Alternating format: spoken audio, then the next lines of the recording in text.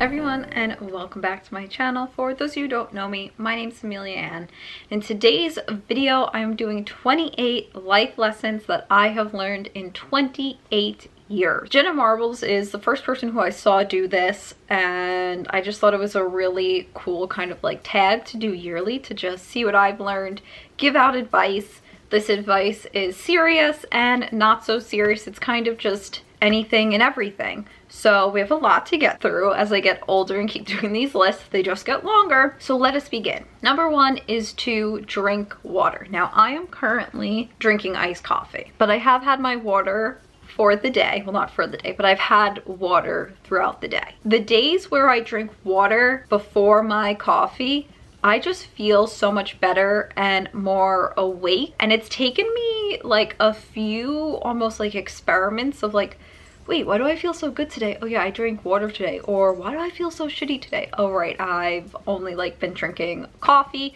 I'm not here to say drinking water is gonna solve like every single one of your problems, but it can help. Number two, therapy never ends. We're just jumping right in. I am not actively in therapy now, but because of the tools that my therapist has given me, I am constantly just working on everything. And it's kind of a double-edged sword where you're like, oh good, like I can work through these emotions in a lot healthier manner. But on the flip side, it's, oh my god, now like instead of just being angry or sad or mad or like whatever it is, now it's, oh, I gotta work through this, and yep, that's because of this and that, and okay, and this triggered that, okay, and it's like a never-ending cycle. Also, if you hear like a caller or whining, my dog's right over there. Number three, you are worthy even if you aren't perfect. I told you, we're jumping right in.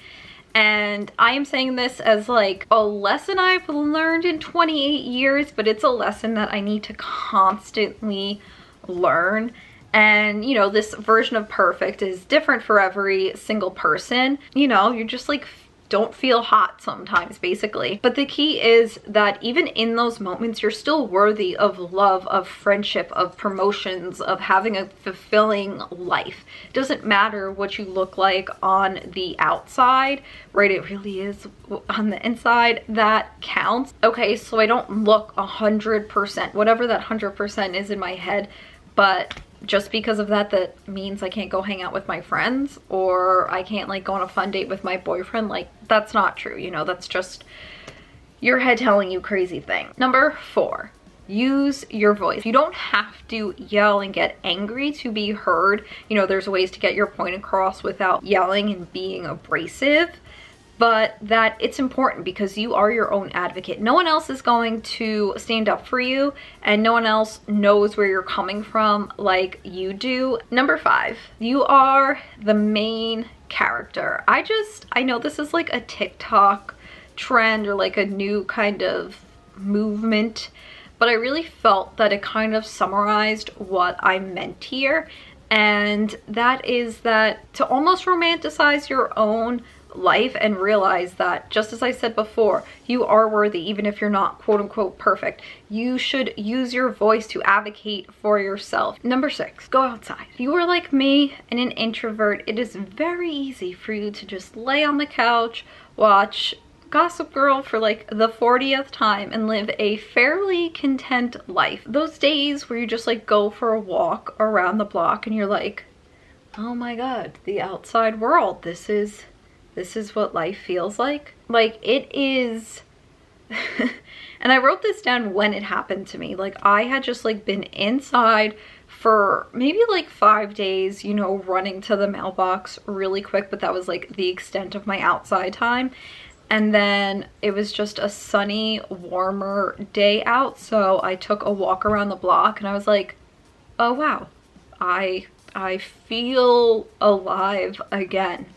It's amazing. It's amazing what happens when you go outside and see other people. You don't have to talk to them. We're not talking to other people. And just like feel the sun, feel the wind. Well, it's revolutionary. Number seven, you are on your own timeline and no one else's. I feel like between 27 and 28, there was just an influx of engagements and pregnancies and marriages and like just all of these huge milestones, and it can really get to you. And I'm not going to lie, every time I see an engagement post pop up, I'm like, should I be engaged? This real like FOMO, but of major life events, and things like marriage and kids are not really things you want to have FOMO about and to just like feel like you got to do it just to like keep up. And I just have to remind myself that it will happen when it's going to happen. And just because someone else is doing it now doesn't mean that I have to do it now. Number 8, savor pineapple while you can. In my 27th year, I have developed a allergy to pineapple. Now, I love pineapple. It was like a top fruit, still is to me. And I had never experienced like the itchy throat, itchy tongue thing from pineapple. And then I bought some pineapple and I ate it, and I was like, oh my god, my throat is so itchy, so scratchy. It felt so dry.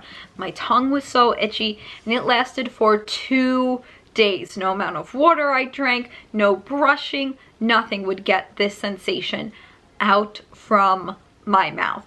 And I was like, well, that sucks.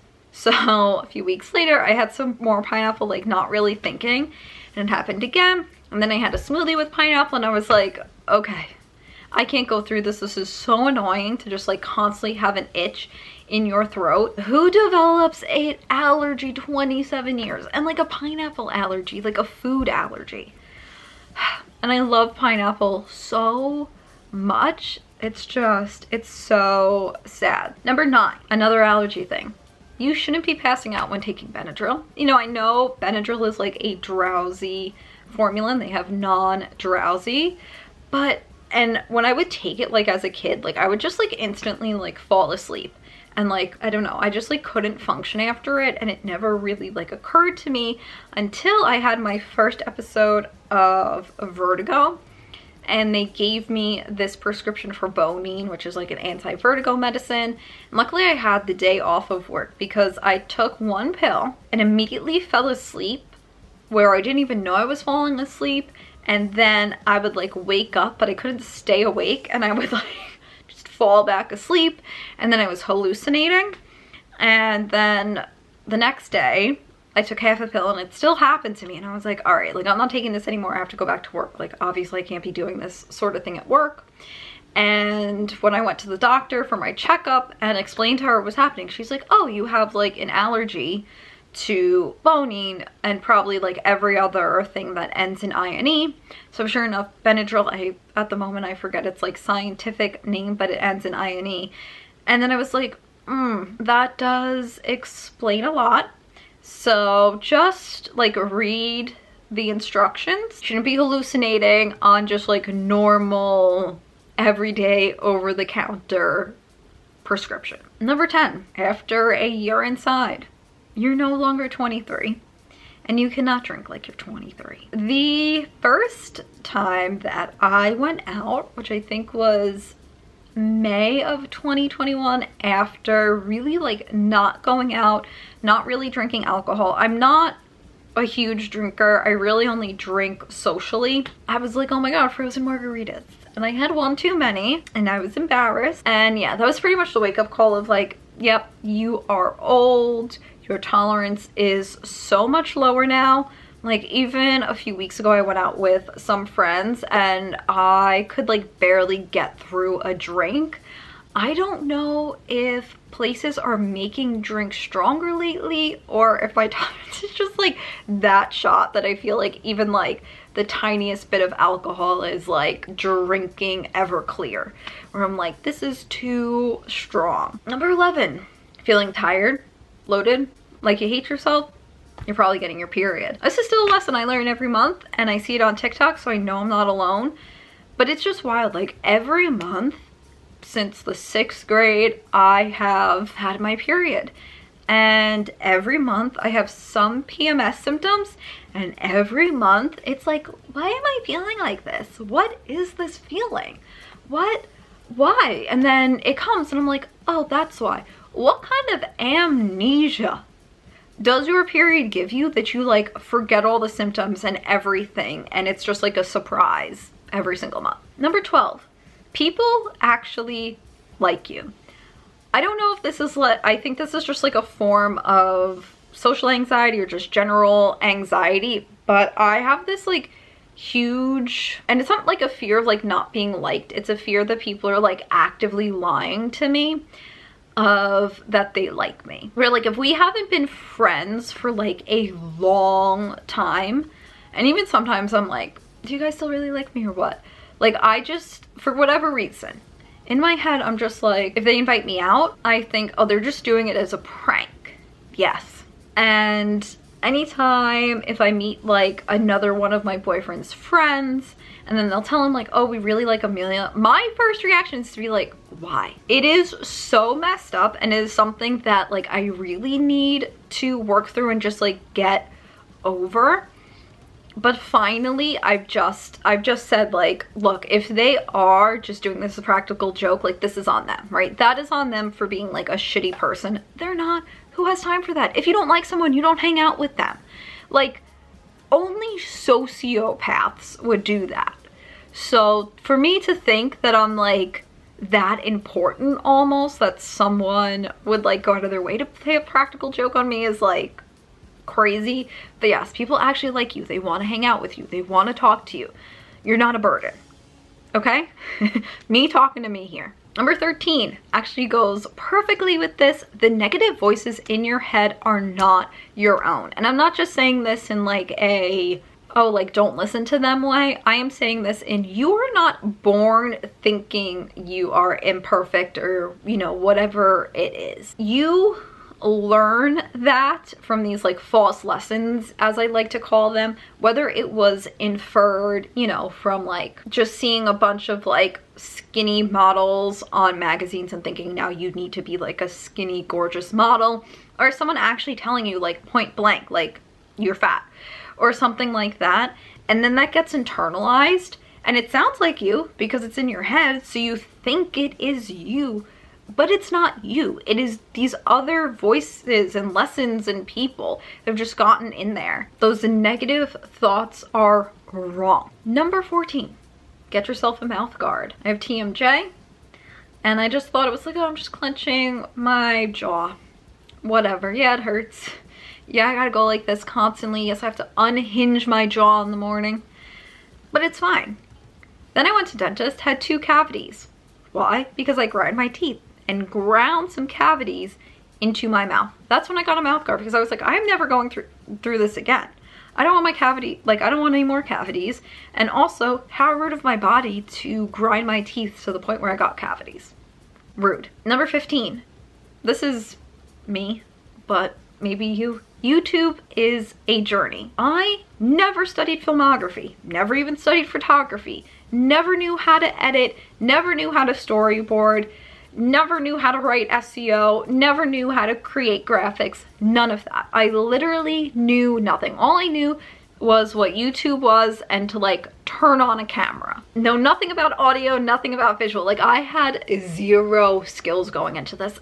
And you know, I'm still learning. I think my videos have progressed a lot, especially within the past few months, and I'm actually very, very proud of myself. If I can pat myself on the back real quick, which I don't normally do, I'm very proud of how I've grown as a YouTuber and my videos have grown. And it's become the only hobby that I've really stuck with that I wasn't initially good at ever. It's that thought, the fact that time and time again, if I'm not good at something, I will quit. And for whatever reason, I have not quit this. And that's worth something. And anytime, because believe me, I've said it on here where it's hard. It's hard that I post a video and it, you know, doesn't blow up. It doesn't go viral, whatever. But I know that each time I post, it's just an opportunity to get a little bit better, a little bit better, a little bit better. So when the time comes, I'm like prepared. And with most things, most hobbies, it's about the journey. It's about your craft and getting there instead of the end result. Number 16, get pet insurance. If you've been following my past few videos, Tank has had a lot of health issues. He's perfectly fine, but it's cost us a lot of money. Wish I had health insurance, pet insurance. Wish I had pet insurance to help with some of those bills. The next one, get yourself health insurance. That is very important. I know this is easier said than done, but really look into it. You never know when something is going to creep up or happen. Also, paying for it on your own is super, super expensive. I'm not trying to say it's like this super easy thing, but if you are able to, I highly recommend getting health insurance. 18, sunscreen is your friend. I love being tan. As you can tell, I am very pale, but I love being tan.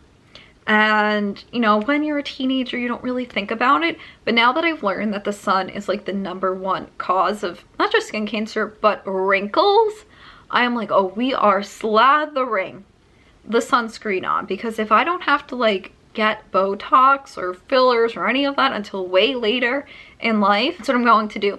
My grandma, she is not a person who like goes out in the sun at all. She's always in the shade, looks amazing.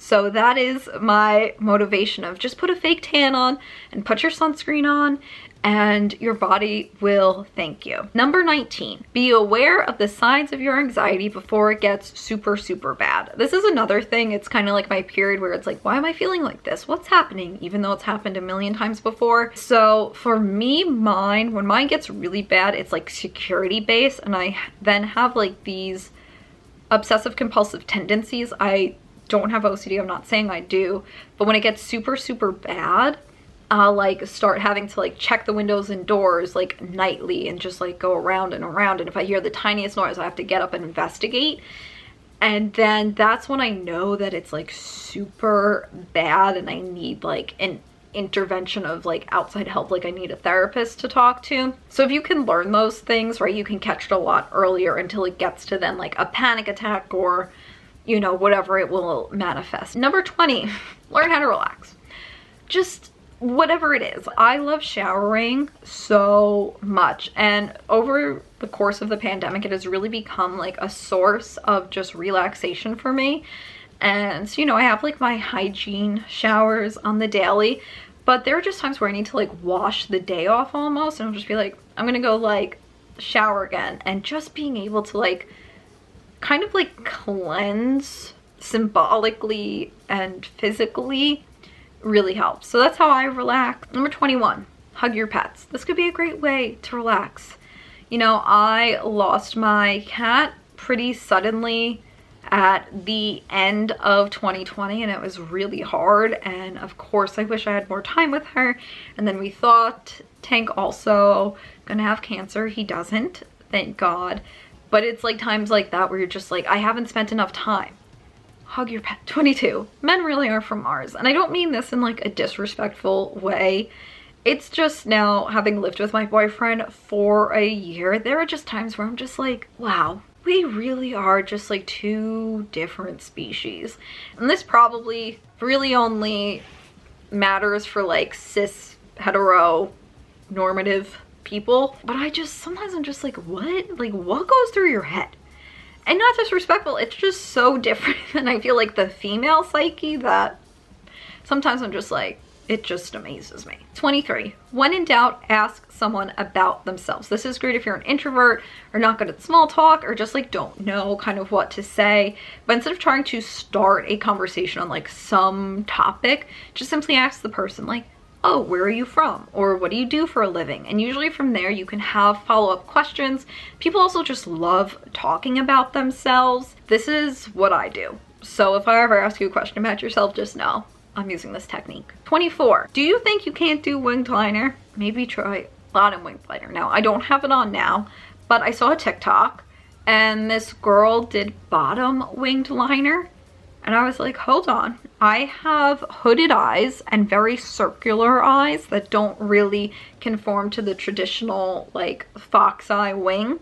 So I tried it and I was like, this is a game changer. Now I'm still working on like perfecting the wing, but it just looked so much better than a top wing. So if you think you can't do a top wing, try a bottom one. 25, dance around your room. I have started doing this. After I shower, I'll pick a song and just like dance in front of the mirror. It doesn't even have to make sense. It can be so cheesy. It doesn't matter. But just for those 3 minutes, it's like almost like being a kid again. 26. Change is scary, but okay.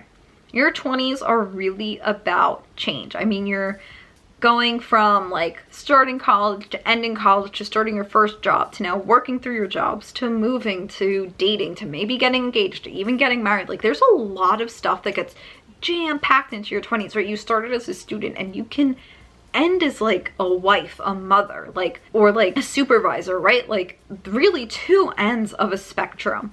And it's terrifying. Moving to Philly was terrifying, and I was terrified for 2 years. It took me to finally like adjust, and I would still say I don't know where I'm going. I don't know half the stuff about this city, but it just takes time, and it's okay to leap and jump and just try something new. That's how you learn. That's how you grow. 27. Work out how you want to work out. I have recently started loving Pilates, but I also love bodybuilding workouts, and I also love running, and I also love spin.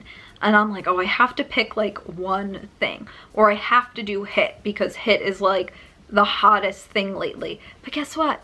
I don't like HIIT. I don't want to jump around like crazy anymore.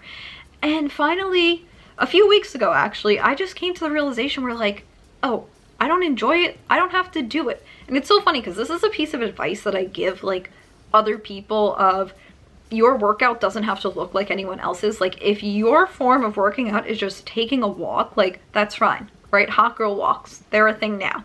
That's your form of exercise. That still counts as something. But I feel like because of a lot of the influencers I follow or just seeing like HIIT and all this stuff and I felt like I had to, but I really didn't enjoy it. Working out to me is very much a lifelong thing, so you need to take it easy on your body and take care of your body so you can do it for a long time. It's more than just, you know, like looking good or losing weight or whatever. And finally, the last one, number 28. Buy yourself a birthday gift. Even if you don't like your birthday, even if you don't like to celebrate your birthday, treat yourself to something. This is going to look different for every single person. It can be, all right, on my birthday, I'm going to treat myself to a nice dinner, or I'm going to buy myself this handbag I've been looking at, or I'm gonna get a tattoo, or some clothing, or I'm gonna adopt a pet. Do something for yourself. It is so important to just like take care of yourself mentally, physically, emotionally, all of that good stuff, and just treat yourself on your birthday. So those were the 28 life lessons that I have learned in 28 years. I hope you found this video like helpful and interesting. Let me know what you have learned in the comments below. Also, I will be filming my birthday shenanigans, so March is pretty much just going to be about my birthday. I hate to break it to you, but as I stated, I love my birthday and I try to do multiple things all the time. So yeah. Thank you all so much for watching. Be sure to subscribe so you never miss a video from me, and I'll see you in the next one.